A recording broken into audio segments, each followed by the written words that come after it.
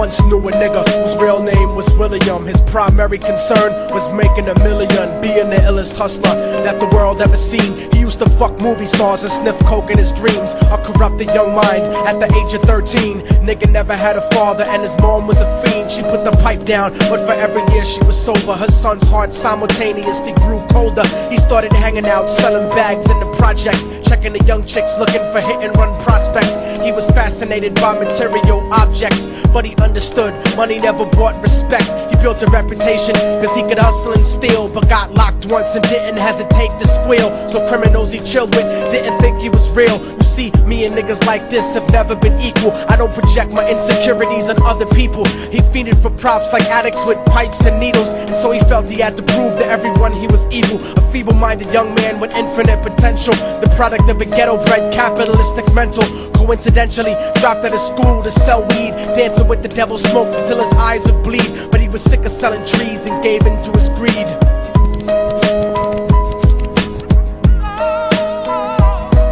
Everyone tryna be trife, never face the consequences. You probably only did a month for minor offenses. Ask a nigga doing life if he had another chance. But then again, there's always the wicked that knew in advance. Dance forever with the devil on a cold cell block. But that's what happens when you rape, murder, and sell rock. Devils used to be gods, angels that fell from the top. There's no diversity because we're burning in the melting pot.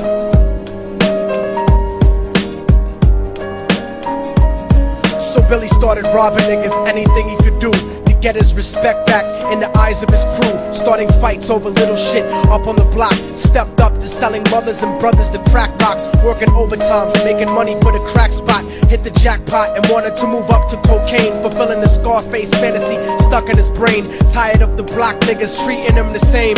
He wanted to be major like the cutthroats and the thugs, but when he tried to step to him, niggas showed him no love. They told him any motherfucking coward can sell drugs. Any bitch nigga with a gun can bust slugs. Any nigga with a red shirt can front like a blood. Even Puffy smoked the motherfucker up in the club. But only a real thug can stab someone till they die. Standing in front of them, staring straight into their eyes, Billy realized that these men were well guarded, and they wanted to test him before business started. Suggested raping a bitch to prove he was cold-hearted. So now he had a choice between going back to his life or making money with made men up in the sight. His dreams about cars and ice made him agree a hardcore nigga is all he ever wanted to be. And so he met them Friday night at 2:45.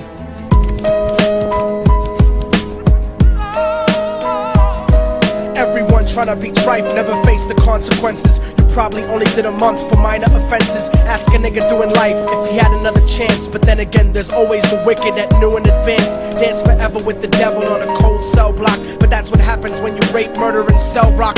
Devils used to be gods, angels that fell from the top. There's no diversity because we're burning in the melting pot.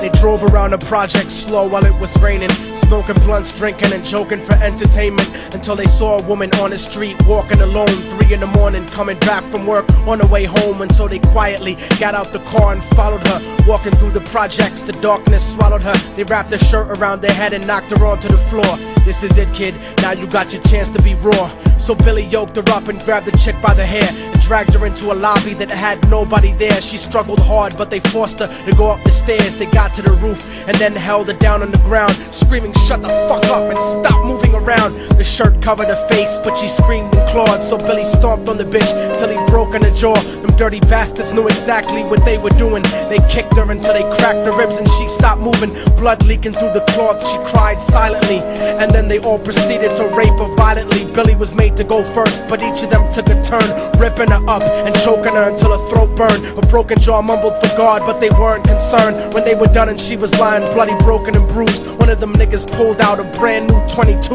They told him that she was a witness for what she'd gone through, and if he killed her, he was guaranteed a spot in the crew. He thought about it for a minute, she was practically dead, and so he leaned over and put the gun right to her head. I'm falling and I can't turn back.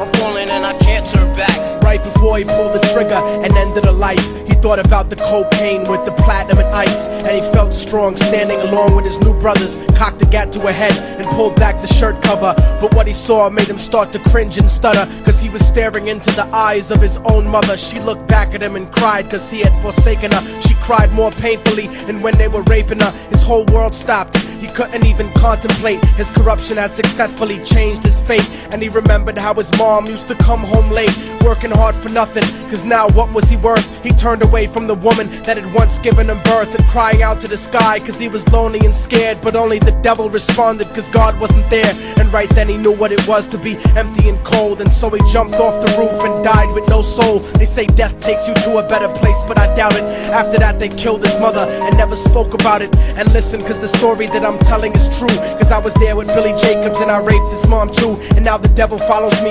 everywhere that I go. In fact, I'm sure he's standing among one of you at my shows, in every street cipher listening to Little Thug's flow. He could be standing right next to you and you wouldn't know. The devil grows inside the hearts of the selfish and wicked. White, brown, yellow and black color is not restricted. You have a self-destructive destiny when you're inflicted, and you'll be one of God's children that fell from the top. There's no diversity because we're burning in the melting pot. So when the devil wants to dance with you, you better say never, because a dance with the devil might last you forever.